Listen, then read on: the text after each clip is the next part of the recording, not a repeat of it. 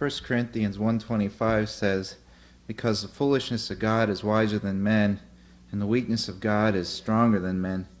And if there's any verses that mean more to me, it's certainly verses that speak on the subject of the strength of God and what He's able to do.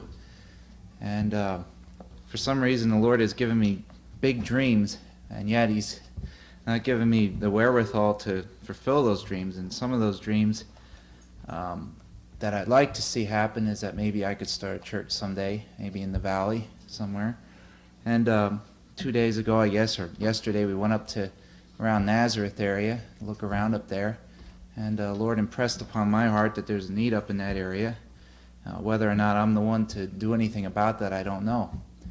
Maybe the Lord might call someone else to do something about that up there.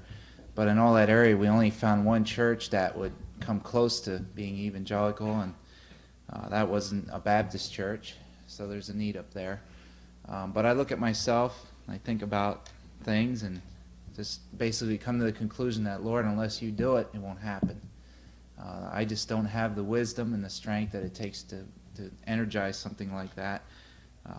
And this church here has been a testimony of that also, that there was not one single person who had the wherewithal to perform this work, but yet through God's enablement, through the Lord's leading, through many of God's people who had a vision, this came to pass. So this church stands as a testimony in my eyes that, yes, it can be done. In 1990, we can start churches, and things can happen.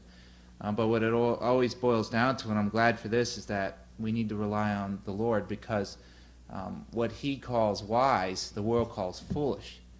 And our resources for starting a church or for living the Christian life won't come from this world. And there's much against that thing of trying to live for the Lord. But if He's in it, and if we're following, it can happen. I'm always thankful for that truth. Now that it's Thanksgiving, I look over the last year and to see the things that the Lord has done, and to continue to dream about what the future might hold.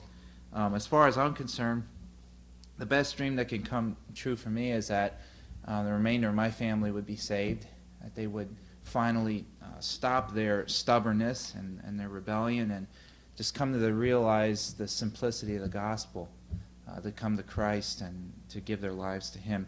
Another dream I'd like to see happen is that the Lord would come again and just completely revamp this whole world and give us the life that He has promised to us.